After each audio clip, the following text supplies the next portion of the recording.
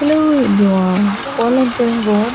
I hope you are all enjoying the new another vlog থেকে share করতে যাচ্ছি guys.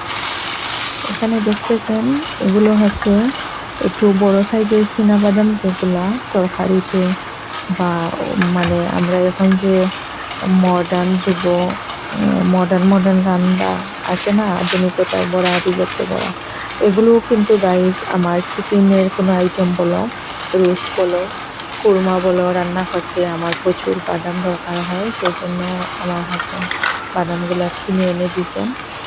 কাজু বাদাম, কাঠবাদাম আর বেশিরভাগ আমি চীনাবাদাম বেশ ইউজ করি। আর এর মধ্যে তোরা কাজু আর কাঠবাদাম দিলাই লাগে। এই বাদামগুলো আমি কালেক্ট করি তুলা কীভাবে আর কি, মানে খোসাটা ছাড়াই। প্রথমেই আমি একটা ননস্টিকে তাওয়ার মাঝে বাদাম মানে ভেজে নিলাম একটু, মানে খোসাটা প্রপার ছুটা যাওয়ার মতো অবস্থা, খুব সুন্দর করে বাছতে হবে। আর বাজার পর কিন্তু একটু অপেক্ষা করতে হবে বাদামটা একটু ঠান্ডা হওয়ার জন্য বা একটু জোরানোর জন্য। একটু জোরানো গেলে যখন দেখবেন আপনি হাত দিয়ে মুঠ করে ধরতে পারছেন, তখন হচ্ছে দেন হাত দিয়ে খুসলে গরম থাকতে এই পাতলা রেক্সিনের মতো বা পাতলা খাবারের মতো লালচে একটা কুসা আছে, এটা ছাড়িয়ে নিতে পারবেন। আর যদি বাদাম ঠান্ডা হয়ে যায়, পুরোপুরি ঠান্ডা হয়ে যায়, তখন কিন্তু আপনি যতই ঘষাঘষি ডলাডলি করেন এই খোসাটা আর ছাড়াতে পারবেন না। সেজন্যই বলি যে গরম থাকতে হাত দিয়ে মুঠ করে ধরার মতো গরম থাকা অবস্থায় আপনি এক হাত দিয়ে কুচলাতে হাতে ব্যথা হয়ে যেতে পারে বা খুব সময়ও লেগে যেতে পারে। আর দুই হাত দিয়ে চাপ চতুর্দিক থেকে প্রেশার ক্রিয়েট করলে বা চাপ দিলে ভালো করে কষলে নিলে আর কি খুব সুন্দর করে এই কুসাটা ছাড়িয়ে যায়।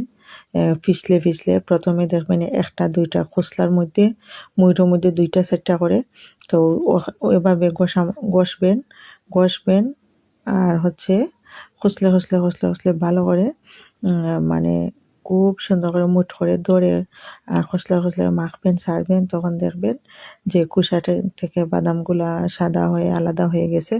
তখন হচ্ছে দেন রান্না করতে সময় আর কষ্ট হয় না। আর হচ্ছে দেন কত সময় ভিজায় রেখে হয়তো ব্লেন্ড করলা বা ফাটার মাঝে বাটলা, সমস্যা নাই। কিন্তু কাজু আর কাঠবাদাম কম দেয়া এই চীনাবাদাম এড করলেও ইয়ে হয়। তো আপনারা দেখতেছেন আমি খসলে মানে কয়েকবার 15-20 মিনিট পর্যন্ত আমি ভালো করে খসলাচ্ছি, তুলি নাই কিন্তু, যেগুন মানে কুসা চুরছি এগুন সহ খসলাচ্ছিলাম। তখন হচ্ছে দেন সবগুলোই মোটামুটি মানে কুসা ছেড়ে যায়। তখন আমি একটা করে, একটা দুইটা চারটা করে সুন্দর করে বেছে বাটিতে নিয়ে নিলাম। এরপর হচ্ছে দেন এই কুসাটা যদি মনে করেন আপনি কোনো গাছের জড়ো দিতা বা গাছের গুঁড়ি দিতা পানি ভিজাইয়া ওই দিতা পারবা। এটা না ফালাইলে তো আরো বালাই। কুসার মাঝেও কিন্তু অনেক মানে ভিটামিন আছে, যেটা আমাদের গাছের জন্য খুব উপকারী। তো এই বাদাম আমি কিলাখান কুসা ছাড়াইলাম আর কিলাখান বয়মও কালেক্ট করি বা সংরক্ষণ করে বাজিয়া রাখছিলাম।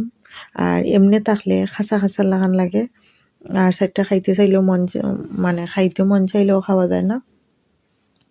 খাসা বাদাম একলা খান আর এইভাবে যদি একটু বাজিয়া আর কুসা ছাড়াইয়া বয়ামও কালেক্ট করে রাখি দেন, তা আখটা মন চাইলে আপনি মানে চানাচুরের সাথে এড হইরা ফুদাও খাইতে পারবা মনে চাইলে। আর বাদাম তো সবসময় হার্টের জন্য আমাদের উপকারী, এটা তো আর ক্ষতির কিছু না। সেই জন্যই আর কি আমি কিভাবে কালেক্ট করলাম আর কিভাবে কুসা ছাড়ালাম এই টেকনিকটা আপনাদের দেখালাম। যদি ভালো লাগে আর বাদাম আপনারাও আর কি অনেক চিকেন আইটেমও বা মাছ আইটেমও বা কুরমা রান্না করতে বা পোলাও রান্না করতে যদি ইউজ করেন, অনেকে হচ্ছে বাদাম ইউজ করেন, অনেকে করেন না। যারা করেন তাদের জন্য এই আইডিয়াটা আমি শেয়ার করলাম, আর যারা করেন না তো নাই। আর আমি হচ্ছে দেন ইউজ করি, আর এখন এগুলো খেতে অনেক মানে মজা আর গ্রান। বাদাম ভাজা হয়ে গেলে খুব ক্রিস্পি হয়ে যায় আর খুবই গ্রান চলে আসে। এখন তো আমি জারে সংরক্ষণ করলাম আর এগুলা পানিতে আমি আমার এই বিনে ফেলে দিলাম। তো থ্যাংকস ফর ওয়াচিং।